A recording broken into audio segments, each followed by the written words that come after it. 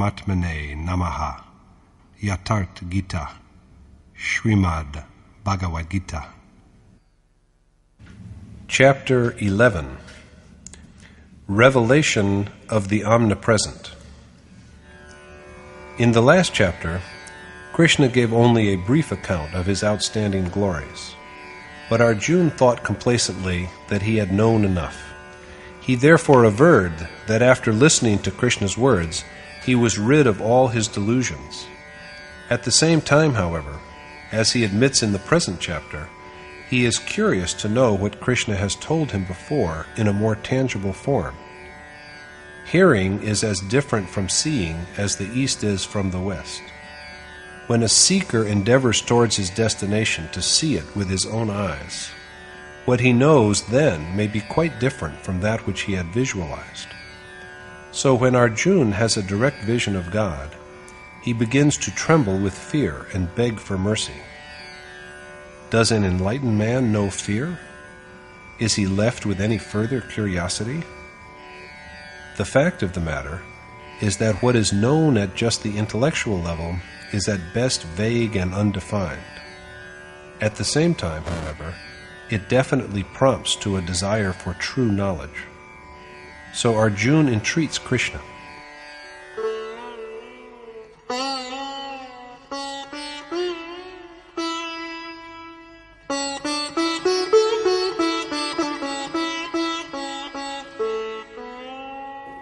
Madanugrahaya paramam guhyamadhyatma sangitam yatvayoktam vachastena mohoyam vikato mama. Arjun said, "The compassionate words with which you have instructed me in the secret and most exalted knowledge have dispelled my ignorance."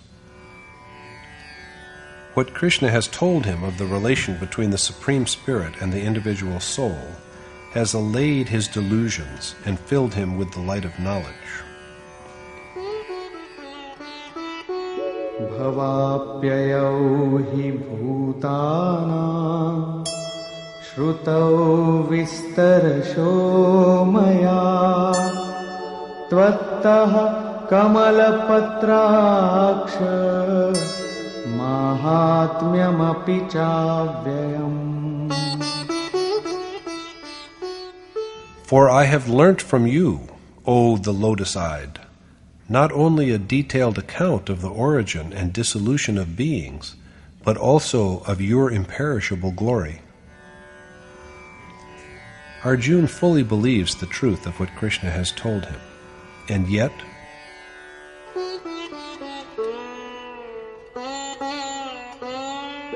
Evametadyathāttvam Atmanam Parameshvara Drashtumichhami te rupam Aishwaram Purushottama. You are, O Lord, what you have told me, but I wish, O Supreme Being, to have a direct vision of your form in all its divine magnificence. Not satisfied with what he has learnt only by hearing, Arjun wishes to see it in a palpable form.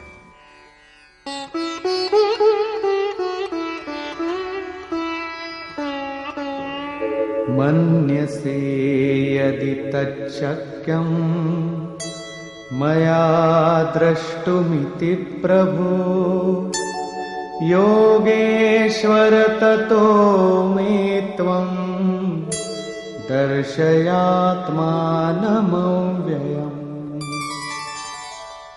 Show me, O Lord, your eternal form if you consider, O Yogeshwar, that it is possible to see it. Krishna does not object to this request, because Arjun is his devoted pupil and beloved friend. So he readily grants his prayer and reveals his cosmic form.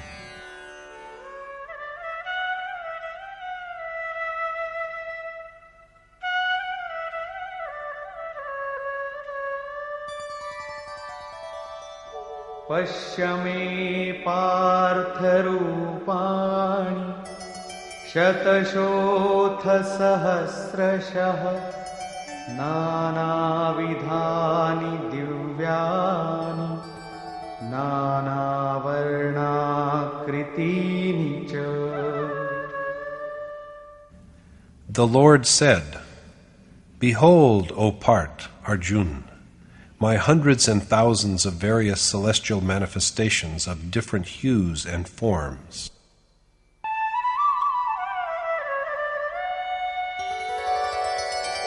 पश्यादित्यान् वसून् रुद्रान् अश्विनो मरुतस्तथा बहून्यदृष्टपूर्वाणि पश्याश्चर्याणि Bharat. See in me, O Bharat, Arjun, the sons of Aditi, the Rudra, the Vasu, the Ashwin brothers, and the Marut, as well as numerous other marvelous forms that have not been seen before.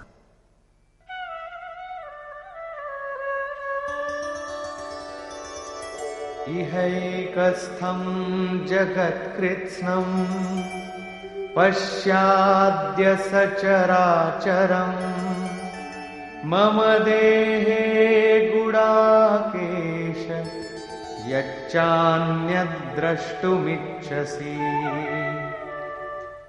Now, O Gudakesh Arjun, see in my body at this one place the whole animate and inanimate world, and whatever else you desire to know. Thus the Lord continues to manifest his form through 3 consecutive verses, but the poor Arjun cannot see anything. He can only rub his eyes in bewilderment. Krishna notices Arjun's predicament, stops abruptly, and says,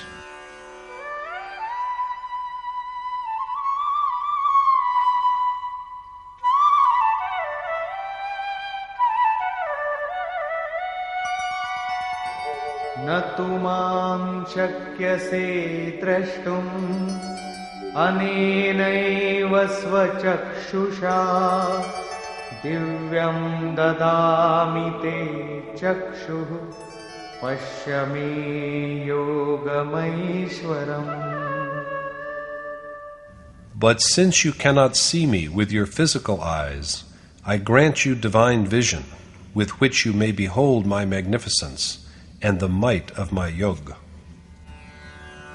Arjun is blessed with spiritual vision by Krishna's grace, and in an exactly similar fashion, Sanjay, the charioteer of Dhritarashtra, is also blessed with divine sight by Yogeshwar Vyasa's compassion. Therefore, what is visible to Arjun is also seen in precisely the same form by Sanjay, and by virtue of sharing the vision, he also shares the good that accrues from it.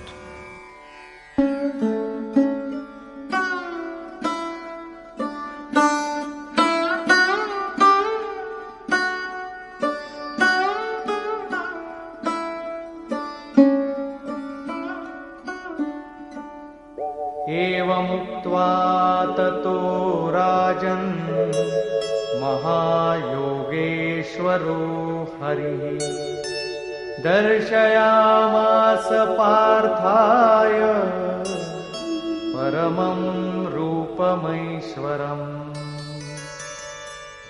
Sanjay said to Dhritarashtra, After speaking thus, O king, the Lord, the great master of yoga, revealed his supreme, omnipresent form to Arjun. The master of yoga, a yogi himself, and capable of bestowing yoga upon others, is named Yogeshwar.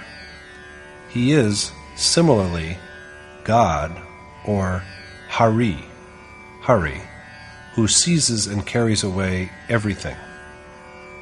If he only does away with grief and spares joy, grief will make a comeback. So Hari is one who destroys sins and has the power of conferring his own form on others. So he, who has been all the time before Arjun, now reveals his all-pervading, radiant being.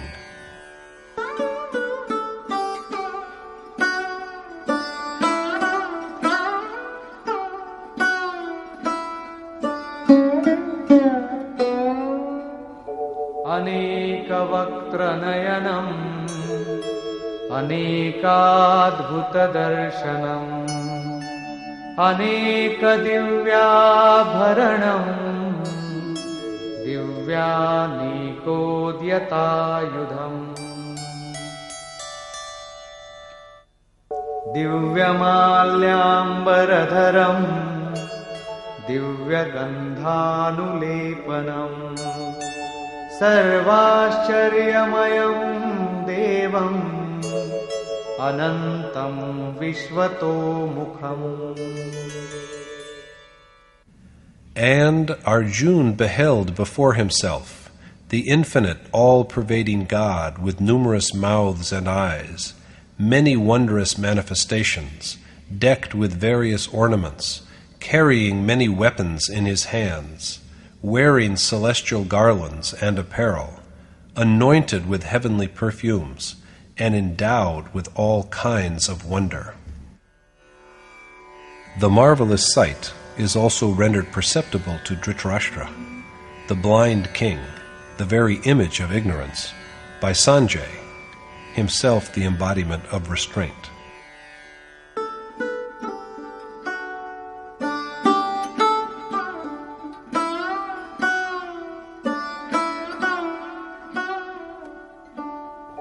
Divi Surya Sahasrasya Bhaved Yugapaduttita Yadi Bha Sadrishi Sasya Bhasastasya Mahatmanah. Even the light of 1,000 suns in the sky could hardly match the radiance of the omnipresent God.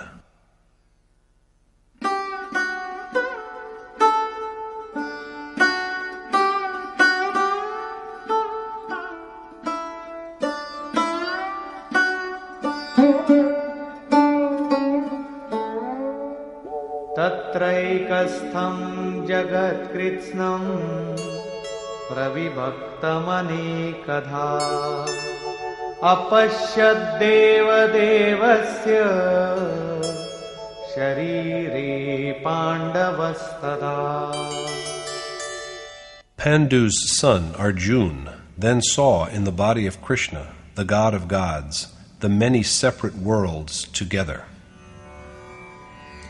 Arjun's vision of all the worlds within Krishna is a sign of his affectionate devotion which arises from virtue.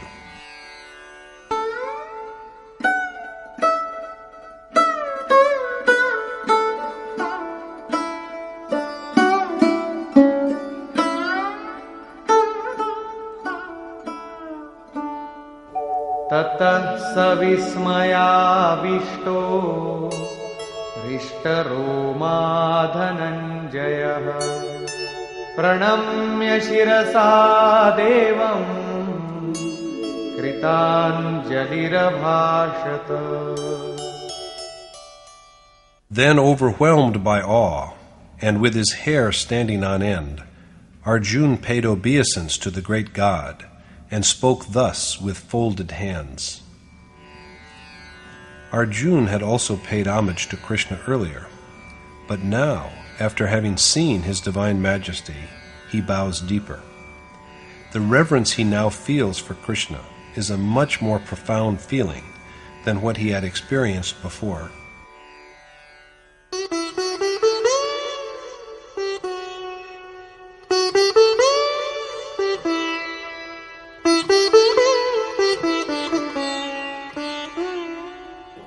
Pashyami devastav devade sarvamstatha bhuta vishesha sangham brahmanamisham kamalasanastham rishinsha sarvanuragansha divyam.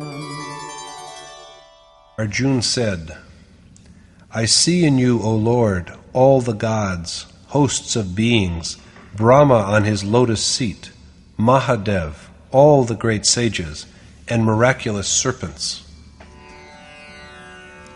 This is direct perception rather than a flight of fancy, and such a clear vision is possible only when a Yogeshwar grants eyes that can see it. A concrete apprehension of reality such as this is accessible only with the proper means.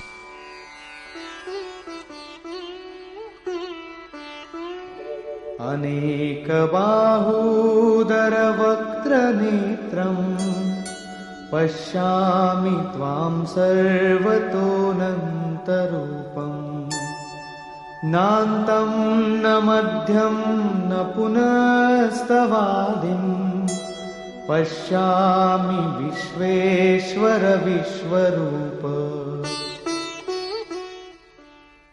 O Lord of all the worlds, I behold your many stomachs, mouths, and eyes, as well as your infinite forms of all kinds.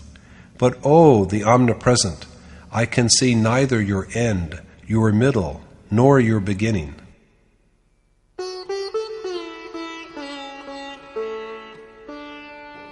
किरीटिनं गदिनं चक्रिणं च तेजोराशिं सर्वतो दीप्तिमन्तम् पश्यामि त्वां दुर्निरीक्षं समन्तात् दीप्तानलार्कद्युतिमप्रमेयम्. I see you crowned and armed with a mace and a chakra, luminous all over, like blazing fire and the sun, dazzling and immeasurable. We have here an all-embracing enumeration of the glories of Krishna. Such is his celestial brightness that eyes are blinded if they try to see him. He is beyond comprehension by the mind. However, Arjun can perceive him because he has completely surrendered all his senses to him, and he is so awed by what he sees that he resorts to flattering panegyrics by praising some of Krishna's many qualities.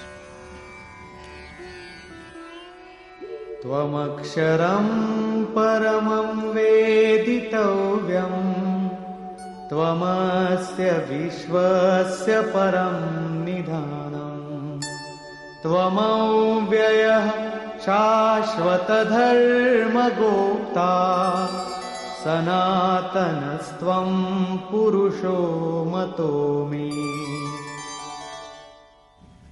I believe that you are Akshar, the imperishable God who is worthy of being known, the supreme goal of the Self, the great haven of the world, keeper of eternal Dharma, and the universal Supreme Spirit. These are also the qualities of the Self. He too is universal, eternal, unmanifest, and imperishable. The sage attains to the same state after his worship is brought to successful completion. That is why the individual soul and the Supreme Spirit are said to be identical.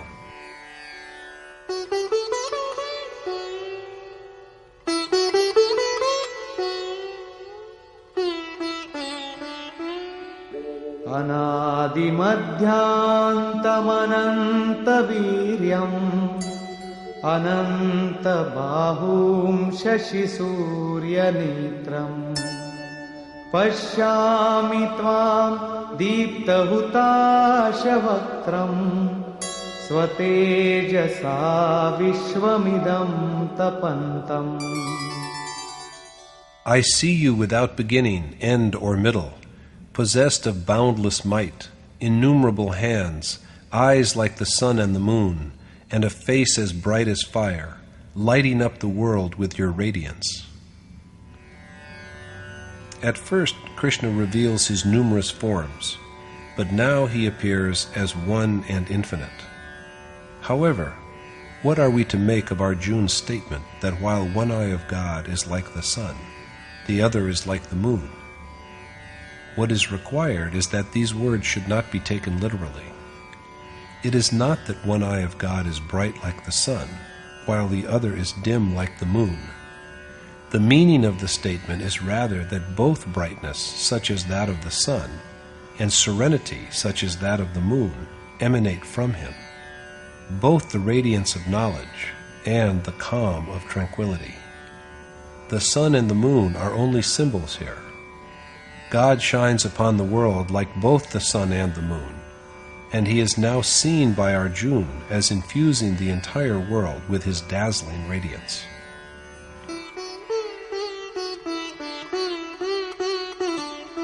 Dyava prithivyoridamantram hi vyaptam tvayekena dishascha sarva drishtvaadbhutam rupamukram tavedam lokatrayam pravyathitam mahatman. And, O Supreme Being, the whole space between heaven and earth is filled up by you, and the three worlds are trembling with fear at the sight of your divine but terrible form.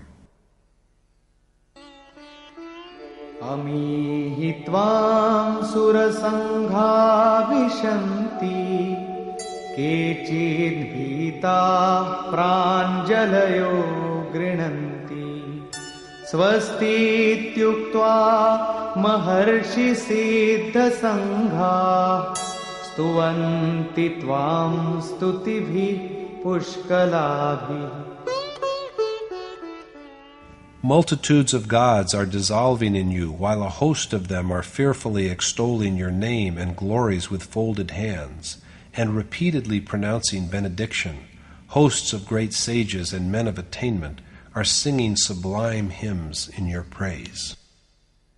Rudraditya vasavo ye cha sadhya Vishveshvino Marutaschoshma pasha Gandharva yaksha surasiddha sangha Vikshante tvam vismitaschaiva sarve. The Rudra, sons of Aditi, Vasu, Sadhya, sons of Vishwa, the Ashwin, Marut, Agni, and hordes of Gandharva, Yaksh, demons, and men of achievement are all looking up at you with marvel. Gods, Agni, and multitudes of Gandharva, Yaksha, and demons are looking with wonder at the omnipresent form of Krishna. They are amazed because they are unable to comprehend him. They do not, in fact, have the vision with which they can view his essence. Krishna has said earlier that men with demoniacal nature and the vulgar regard and address him as a petty mortal, whereas, although possessed of a human body, he really dwells in the Supreme God. That is why gods, Agni, and hosts of Gandharva, Yaksha, and demons are all looking up at him with amazement. They are unable to see and grasp the reality.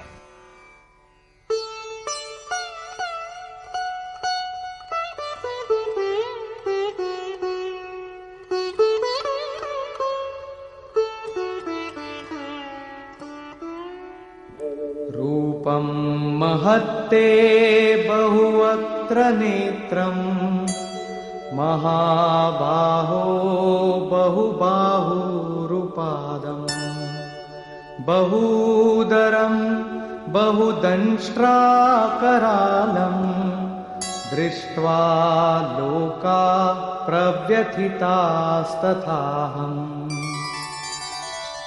Looking at your colossus form with its many mouths and eyes, hands, thighs, and feet, stomachs, and dreadful tusks, O the mighty armed Krishna, all beings are struck with terror, and so am I. Both Krishna and Arjun are possessed of mighty arms. The one whose sphere of action extends beyond nature is, quote, mighty armed, whereas Krishna has achieved perfection in the field and arrived at its furthest extent. Arjun has been just initiated and is yet on his way. His destination is yet far away. Now, when he looks at the universal form of Krishna, like others, he is also awed by the incomprehensible greatness of God.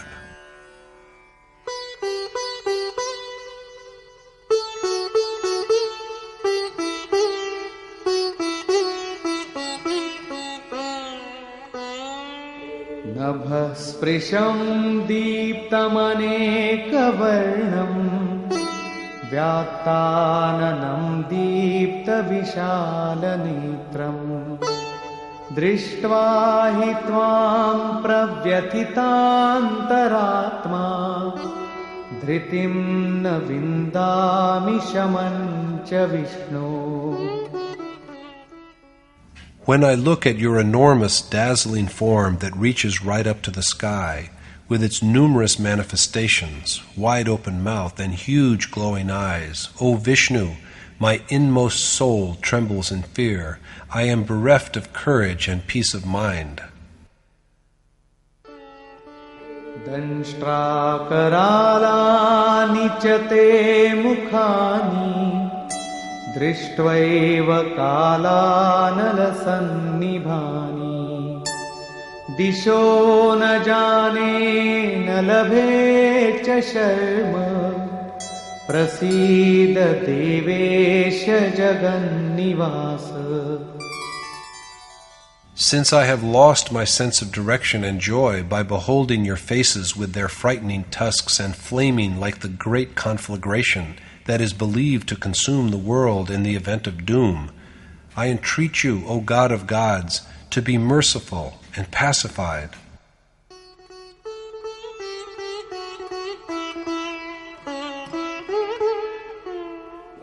अमी च त्वां धृतराष्ट्रस्य पुत्राः सर्वे सहैवावनिपालसङ्घैः भीष्मो द्रोणः सूतपुत्रस्तथासौ सहास्मदीयैरपि योधमुख्यैः. And I see Dhritarashtra's sons along with many other kings, Bhishma, Dronacharya, Karn, even the commanders of our side, and all. वक्त्राणि ते त्वरमाणा विशन्ति दंष्ट्राकरालानि भयानकानि केचिद्विलग्ना दशनान्तरेषु सन्दृश्यन्ते चूर्णितैरुत्तमाङ्गैः.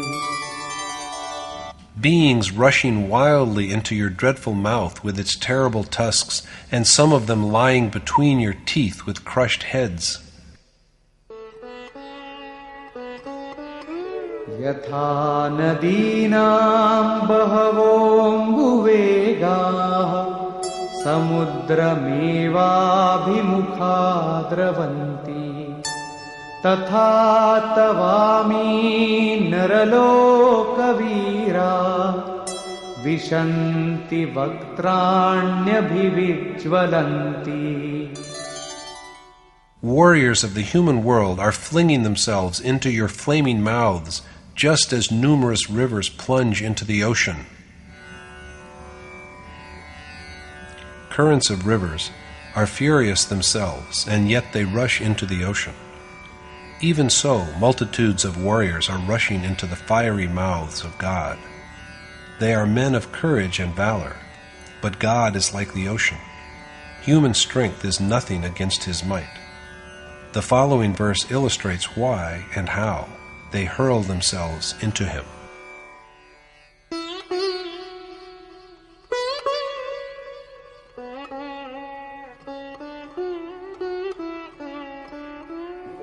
यथा प्रदीप्तं ज्वलनं पतंगा विशन्ति नाशाय समृद्धवेगा तथैव नाशाय विशन्ति लोकाः तवापि वक्त्राणि समृद्धवेगा.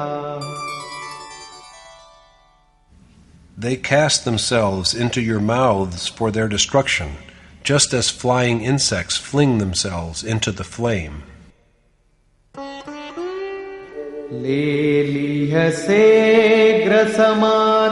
samantat lokan samagran vadanairjvaladbhi tejo bhirapurya jagat samagram bhasastavogra pratapanti Vishnu. Devouring all the worlds with your flaming mouths and licking your lips, your intense luster is consuming the whole world by filling it with its radiance. This is clearly a portrayal of the dissolution of unrighteous properties in God, after which even the utility of the treasure of divinity is dispensed with. Righteous properties, too, then merge into the same self. Arjun sees the Kaurav warriors, and then the warriors of his own army, vanishing into Krishna's mouth. So he pleads with him.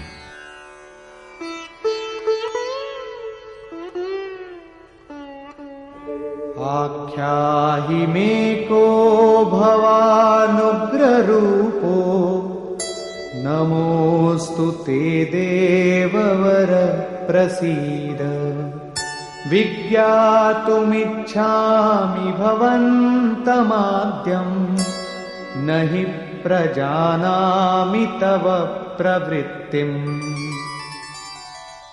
Since I am ignorant of your nature, O primal being, and wish to know its reality, I pay my humble obeisance and pray you, O Supreme God, to tell me who you are in this terrible form. Arjun wishes to know who Krishna is in his immense form and what he intends to do. He does not yet fully understand the ways in which God fulfills himself. Thereupon Krishna speaks to him.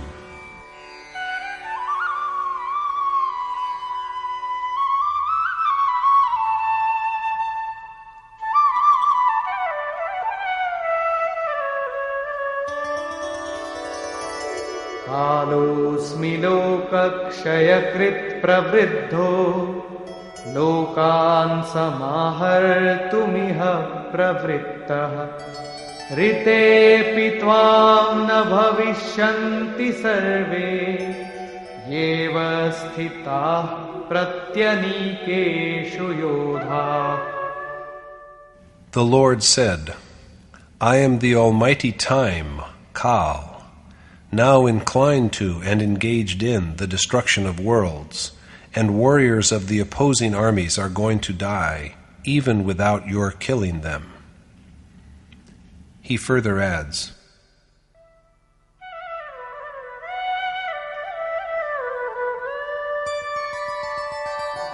Tasmat tvamuttishta yasho labhasva Jitva shatrun bhungshvarajyam samriddham Mayaivaite nihata purvameva Nimitta matram bhavasauvyasachin.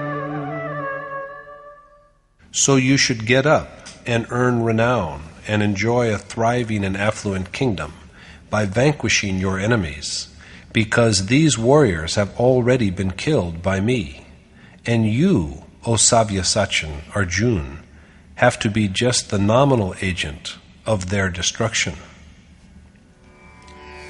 Krishna has said repeatedly that God neither acts himself nor causes others to act, and does not even devise coincidences. It is only because of their deluded minds that people believe that every action is effected by God. But here we have Krishna himself getting up and saying that he has already annihilated his foes. Arjun has to do nothing more save merely taking the credit for this by making just a gesture of killing them. This again takes us back to his essential nature. Arjun is the image of affectionate devotion, and God is ever inclined to help and support such loving worshippers. He is a doer for them, their charioteer. This is the third occasion when the idea of, quote, kingdom occurs in the Gita.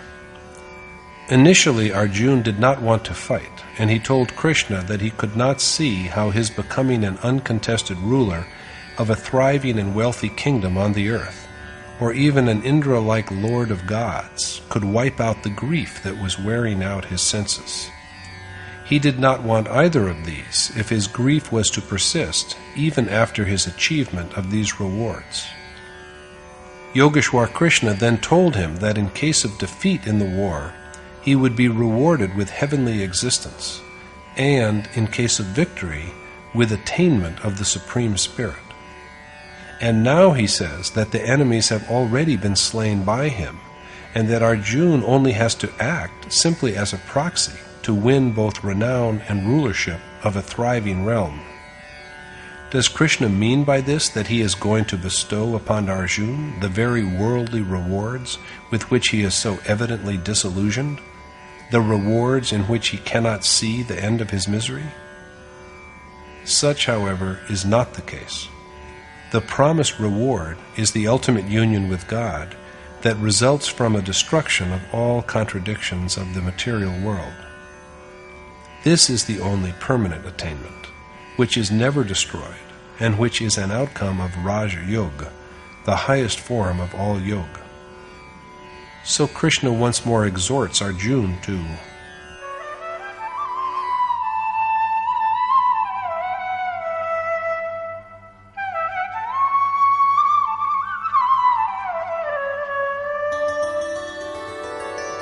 द्रोणञ्च भीष्मञ्च जयद्रथञ्च कर्णं तथान्यानपि योधवीरान् मया हतांस्त्वं जहिमा व्यथिष्ठा युध्यस्व जेतासि रणे सपत्नान्.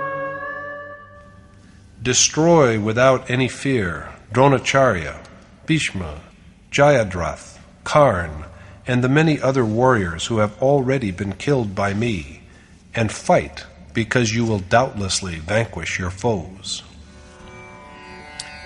Here again, Krishna exhorts Arjun to kill the enemies who have already been destroyed by Krishna. Does not this suggest that Krishna is the doer, whereas he had said explicitly in verses 13 through 15 of chapter 5 that God is a non-doer?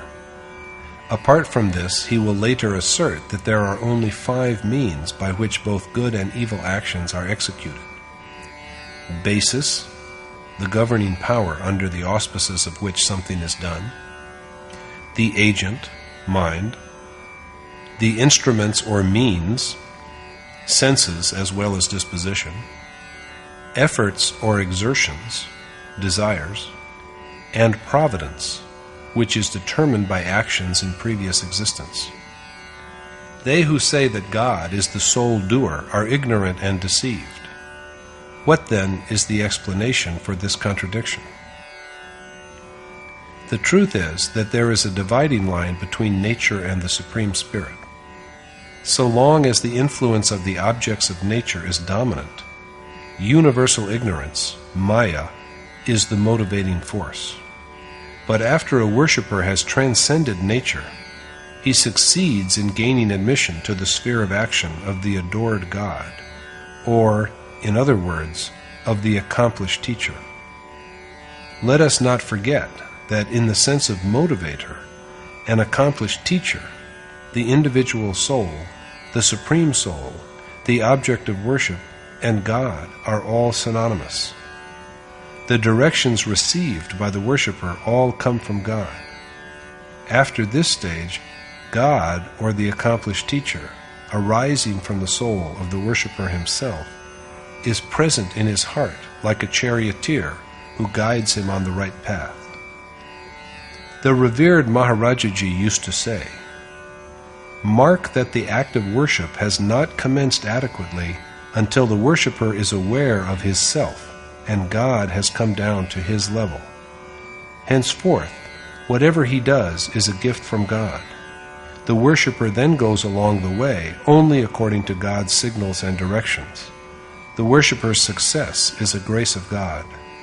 It is God who sees through the eyes of the worshipper, shows him the path, and so enables him at last to become one with himself.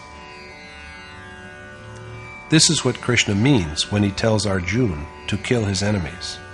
Arjun will surely win, for God himself is standing by him.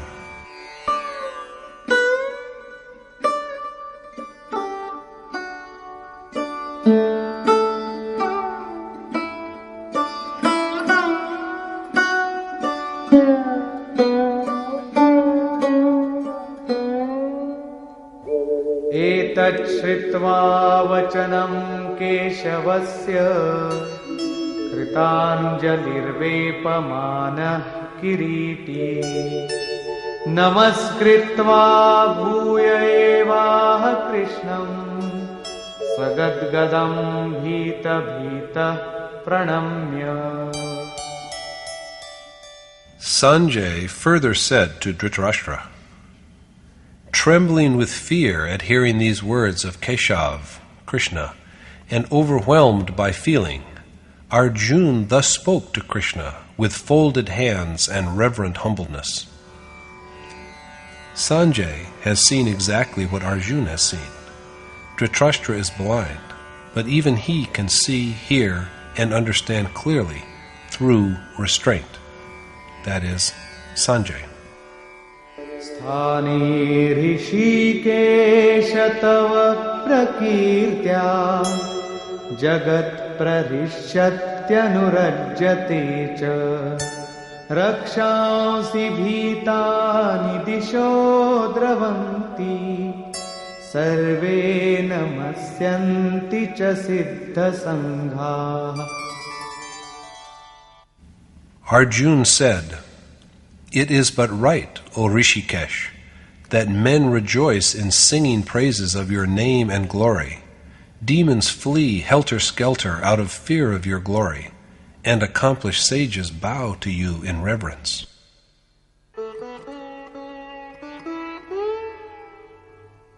कस्माच्च तेन न मेरन्महात्मन् गरीयसे ब्रह्मणोऽप्यादिकर्त्रे अनन्तदेवेश जगन्निवास त्वमक्षरं सदसत्तत्परं यत्. What else can they do, O great soul, besides paying homage to you when you are, O God of gods and primal energy of the universe, the imperishable Supreme Spirit, who is beyond all being and non-being?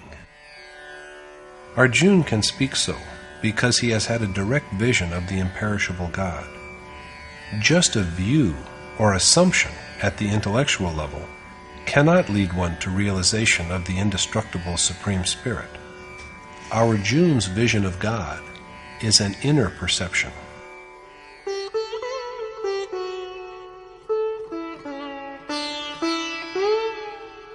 त्वमादिदेवः पुरुषः पुराण त्वमस्य विश्वस्य परं निधानम् वेत्तासि वेद्यं च परं च धाम त्वया ततं विश्वमनन्तरूप. You, O Infinite, are the primal God, eternal Spirit, the ultimate heaven of the world, seer, worthy of realization, the supreme goal, and the all-pervading.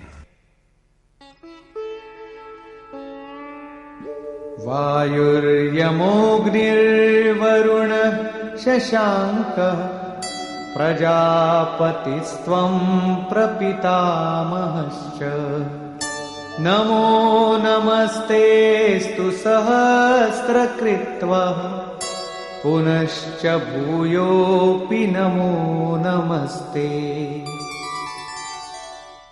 As you are the wind, the god of death, Yamraj, fire, the rain god, Varun, the moon, the Lord of all creation, and even the primal root of Brahma, I bow before you 1,000 times, and even more.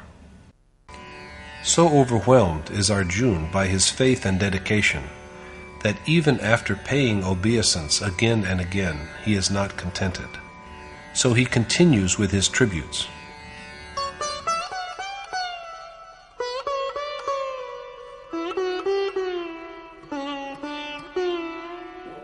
Namah purastadath prishtataste Namostu te sarvata eva sarva Ananta viryamita vikramastvam Sarvam samapnoshi tatosi sarva. Since you possess, O the imperishable and almighty, infinite prowess, and are the God, who is omnipresent, you are honored everywhere by all. Thus bowing repeatedly in obeisance, Arjun begs for forgiveness for his errors.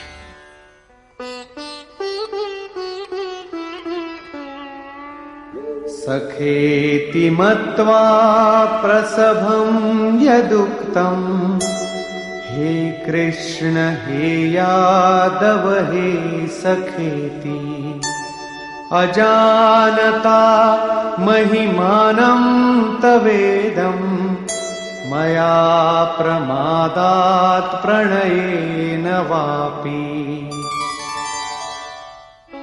Yacchāvahāsārthamasatkritosi Vihārashayyāsana bhojanishu Ekothavaप्यच्युत tatsamaksham Tatkshamye tvāmahamapraméyam.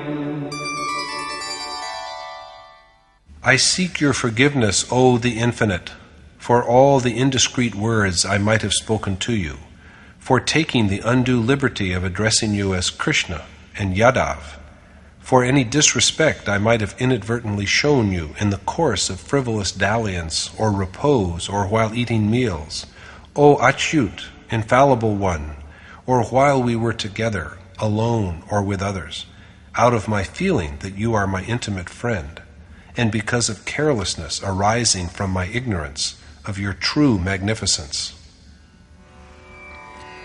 Arjun has the courage to beg for Krishna's forgiveness for his mistakes because of his conviction that Krishna is indifferent to all of them, that he will forgive him because he is Father of mankind, the noblest of teachers, and truly worthy of reverent worship.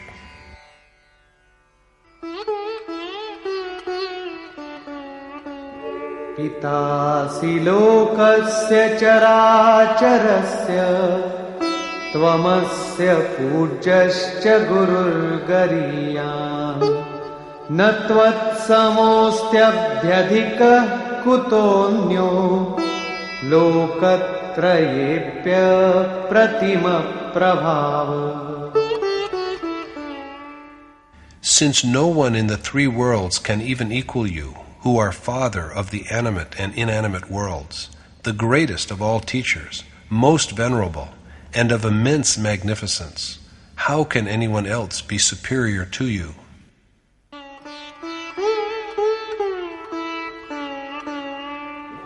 Tasmat pranamya pranidhaya kayam Prasadaye tvāmahamisha midyam Piteva putrasya sakheva sakhyuh Priya priyayarhasi deva sodhum. So, throwing myself at your feet and bowing to you in the humblest homage, I beseech you, O the most adorable God, to forgive my errors as a father forgives his son, a friend his friend, and a loving husband his beloved wife. Arjun is convinced that Krishna alone is large-hearted enough to be indulgent to his faults. But what, after all, is his error? By what other name than Krishna could he address his dark-skinned friend? Should we call a black man white? Is it a sin to call a spade a spade? Calling Krishna a Yadav also could not be wrong, because Krishna had a Yadav family ancestry. Neither was it an offense to call him a friend, because Krishna also regards Arjun as an intimate friend. Obviously, however, Arjun is abjectly apologetic because he believes that his addressing Krishna as Krishna is an offense. The way of meditation is essentially the one that Krishna has laid down. He counseled Arjun in the 13th verse of chapter 8 to recite Om and contemplate him. Om, we remember, is a symbol of the imperishable God.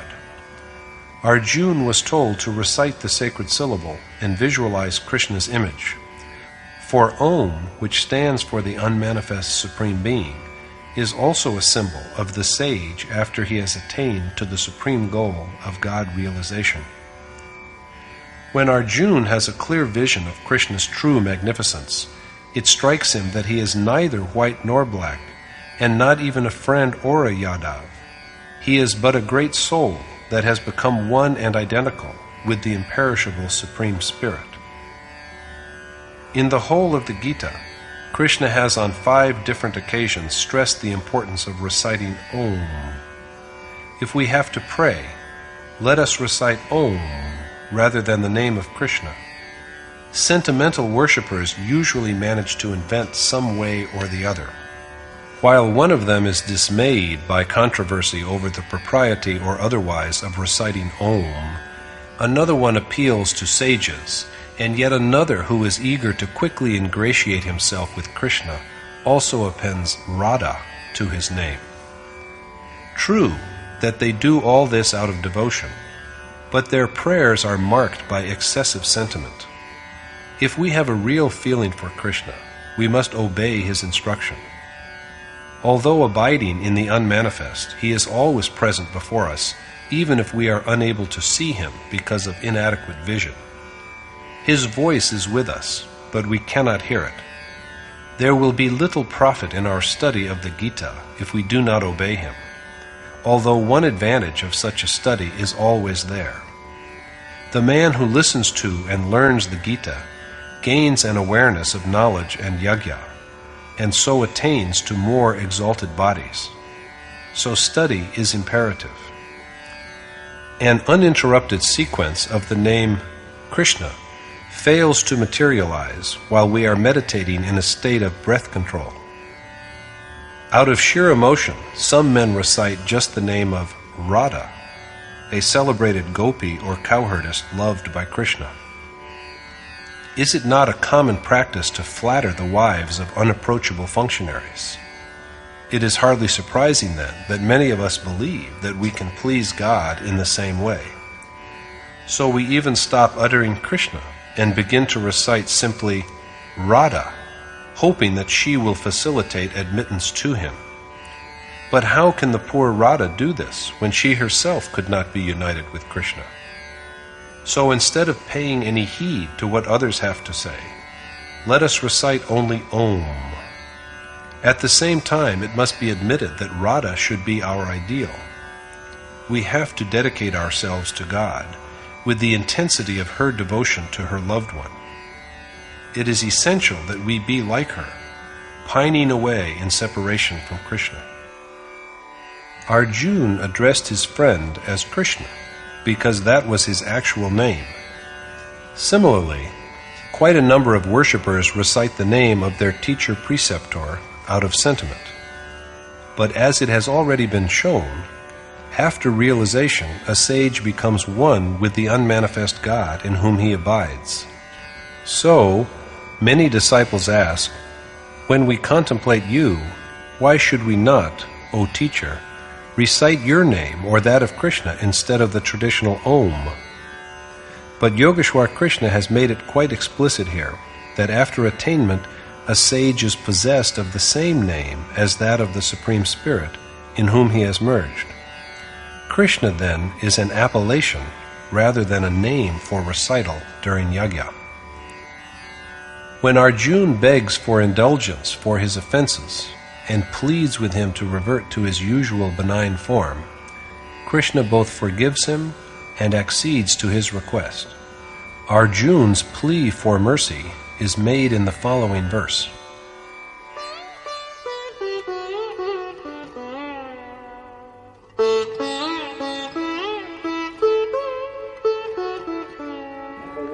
अदृष्टपूर्वं हृषितोऽस्मि दृष्ट्वा भयेन च प्रव्यथितं मनो मे तदेव मे दर्शय देवरूपं प्रसीद देवेश जगन्निवास. Be appeased, O the Infinite and God of gods, and show me your merciful form, because although I rejoice at beholding your wondrous, all-pervading form, which I had not viewed before, my mind is also afflicted with terror. Till now, Yogeshwar Krishna has appeared before Arjun in his omnipresent form. Since Arjun has not seen it ever before, it is quite natural that he is filled at once with joy and dread. His mind is deeply agitated. Earlier, perhaps, Arjun had prided himself on the excellence of his skill of archery, and even thought himself superior to Krishna in that respect. But a sight of the Lord's all-pervasive immensity fills him with awe. After hearing in the last chapter of Krishna's glories, he had evidently begun to take himself as a man of knowledge and wisdom.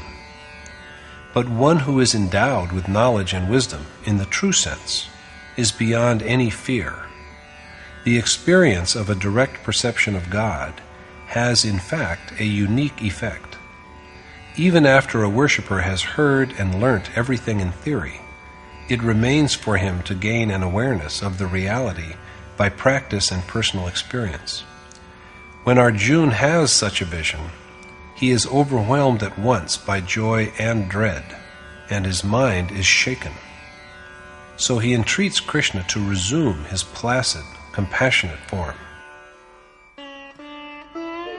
Kiritinam gadinam chakrahastam ichchami tvam drashtumaham tathaiva tenaiva rupena chaturbhujena sahasrabaho bhava vishwamurte. Since I long to see you, O the thousand-armed omnipresent God, as I beheld you earlier, wearing a crown and armed with a mace and your chakra, I pray you to resume your four-armed shape. Let us see what this form of Krishna is with 4 arms.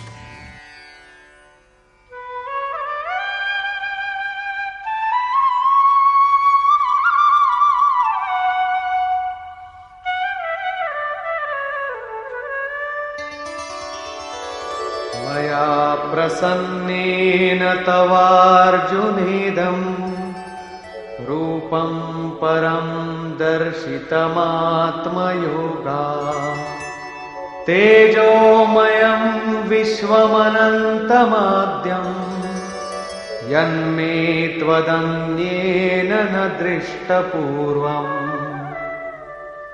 The Lord said, I have compassionately revealed to you, O Arjun, by an exercise of my power of yoga, my resplendent, primeval, infinite, omnipresent form, which no one else has beheld before.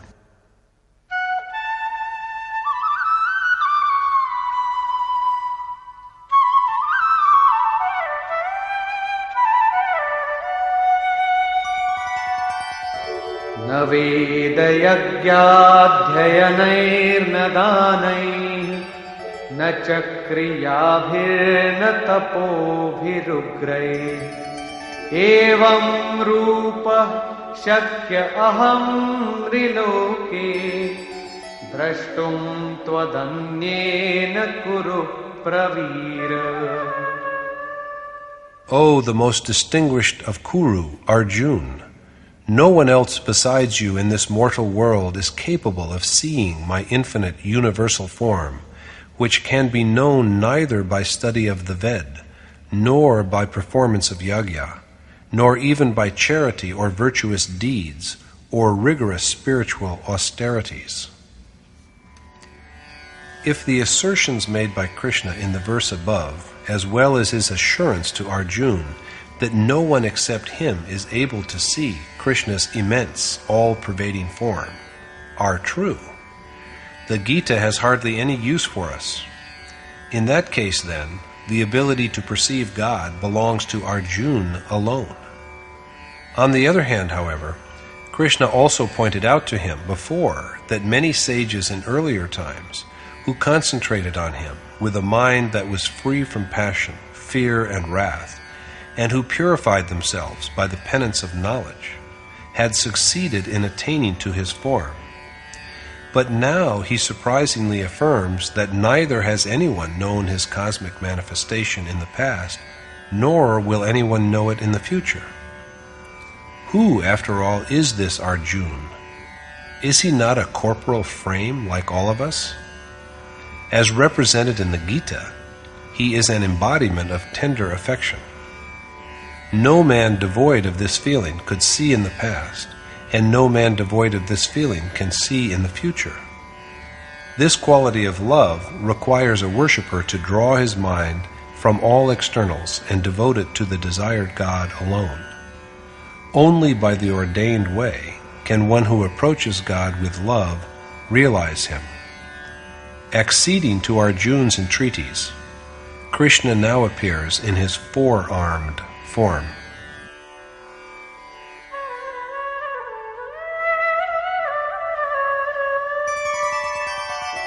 Mate vyatha macha vimudha bhavo drishtva rupam ghoramidrim mamedam vyapeta bhipritamana punastvam tadeva me rupamidam prapashya.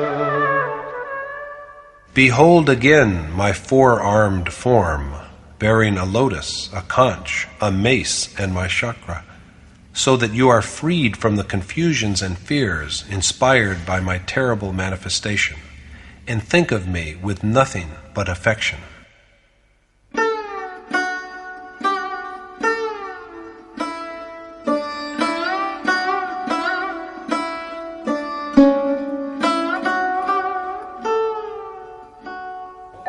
Ityarjunam vasudevasthathoktvā svakam rupam darshayamasa bhūyah ashvasayamasa ca bhitamenam bhūtvā punah saumya vapur mahatma. Sanjay further said to Dhritarashtra, after thus speaking to Arjun, Lord Vasudeva again revealed his earlier form, and the sage-like Krishna thus comforted the frightened Arjun by manifesting to him his placid form.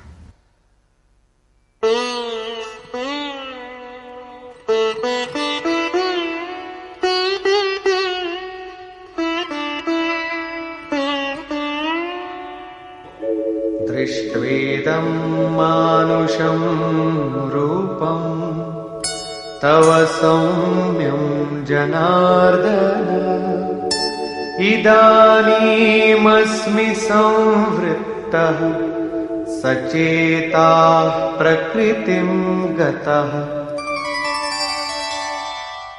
Thereafter Arjun said, O Janardana Krishna, I have regained my composure and tranquility of mind by seeing this, your most benevolent human form. Arjun had pleaded with the Lord to appear in his four-armed shape. But what does he see when Krishna accedes to his request and appears in the desired form? What else but the human form? In truth, the terms four-armed and many-armed are used for sages after they have achieved the supreme goal. The two-armed sage teacher is very much with his loving pupil, but someone from elsewhere remembers also, and the same sage then, awakened by the spirit of that power, is transformed into the charioteer who guides the seeker on to the right path. Arm is a symbol of action. So our arms function not only externally, but also internally. This is the four-armed form. The conch, chakra, mace, and lotus, carried by Krishna's four arms, are all symbolic, standing respectively for an affirmation of the true goal, the conch, commencement of the cycle of attainment, the chakra, subduing of the senses, the mace, and competence in action that is unblemished and pure, the lotus. That is why Arjun views the four-armed Krishna as a human. Rather than meaning that there was some four-armed Krishna, the expression, quote, four-armed, is but a metaphor for the special mode of action that sages accomplish with their body as well as soul.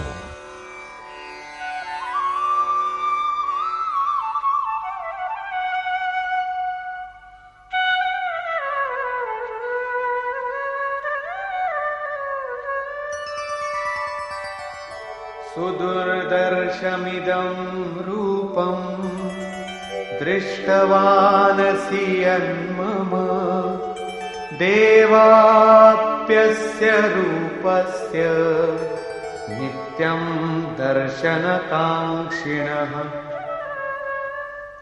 The Lord said, "This form of mine which you have seen is the most rare, because even gods ever pine for a view of it." This placid, benevolent manifestation of Krishna is the most uncommon, and even gods yearn to see it.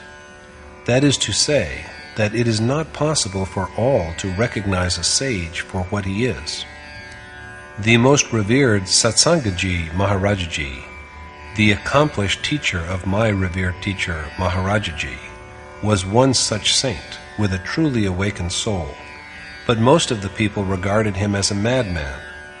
Only a very few virtuous men learnt from heavenly signs that he was a sage of noble accomplishment, and only these men then grasped him with all their heart, attained his metaphysical form, and reached the desired goal. This is what Krishna suggests when he tells Arjun that gods, who have consciously stored their hearts with the treasure of divinity, hanker after a view of his four-armed form. As to whether he can be known by yagya, charity, or study of the Ved, Krishna states,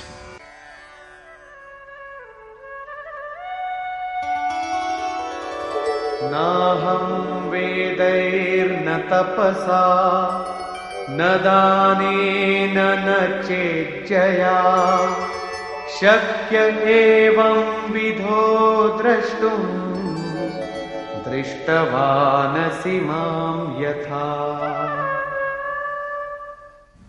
My four-armed form, which you have seen, is beyond knowing by either study of the Ved, or by penance, or by charity, and not even by munificence or performance of yagya. The one way by which he may be perceived is disclosed in the following verse.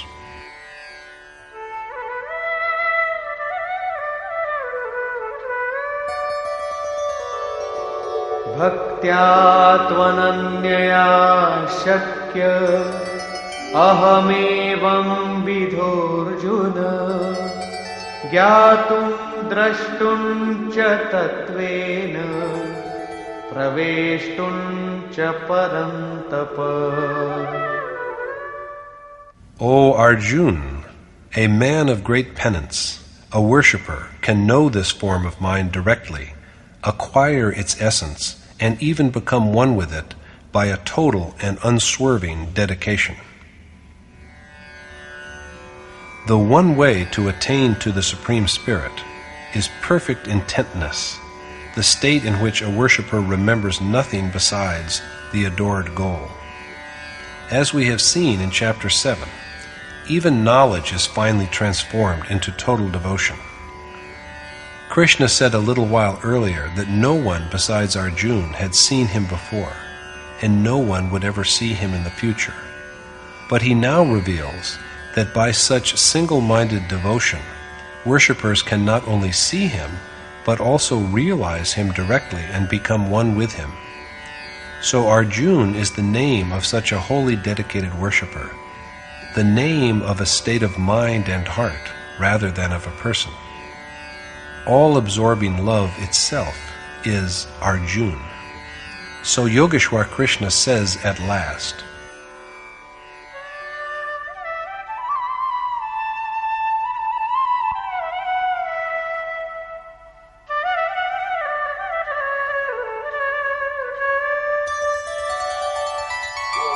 मत्कर्म कृन्मत्परमो मद्भक्तः संगवर्जितः निर्वैरः सर्वभूतेषु यः समामेति Pandava. This man, O Arjun, who acts only for my sake, matkarma, rests on and is dedicated to me alone, matparma, in complete detachment, sangvarjita, and freedom from malice towards all beings, nirvaira sarvbhuteshu, knows and attains to me. The four essential requirements of the evolutionary discipline by which a man can achieve spiritual perfection or transcendence, of which human life is the means, are indicated by the terms matkarma, matparma, sangvarjita, and nirvaira sarvabhuteshu. Matkarma means performance of the ordained act, the act of yajna. Matparma is the necessity of the worshippers taking refuge in Krishna and of complete devotion to him. The required action is impossible to accomplish without total disinterestedness in worldly objects and the fruits of action, sangvarjita. The last, but not the least requirement, is nirvaira sarvabhuteshu, absence of malice or ill will towards all beings. Only a worshipper fulfilling these four conditions can attain to Krishna. It hardly needs saying that if the four ways urged by the last verse of the chapter are observed, the resulting state is one in which external war and physical bloodshed are simply out of the question. That is one more instance that the Gita is not about external fighting. There is not one verse in the poem that supports the idea of physical violence or killing. When we have sacrificed ourselves through yajna, remember only God and no one else, are completely detached from both nature and the rewards of our action, and when there is no malignity in us toward any being, with whom and for what shall we fight? The four observances lead a worshipper to the stage at which he stands entirely alone. If there is no one with him, who shall he fight? According to Krishna, Arjun has known him. This would not be possible if there were even the slightest touch of malice about him. So it is evident that the war waged by Arjun in the Gita is against fearful enemies such as attachment and repulsion, infatuation and malice, and desire and anger that rise up in the way of the worshipper when he engages in the task of single-minded contemplation, after having achieved an attitude of detachment to worldly objects as well as rewards. Thus concludes the 11th chapter in the Upanishad of the Srimad Bhagavad Gita on the knowledge of the Supreme Spirit, the discipline of yoga, and the dialogue between Krishna and Arjun entitled Vishwroop Darshan Yoga, or Revelation of the Omnipresent. Thus concludes Swami Adgadanandji's exposition of the 11th chapter of the Srimad Bhagavad Gita in Yatharth Geeta. Hari Om Tat Sat.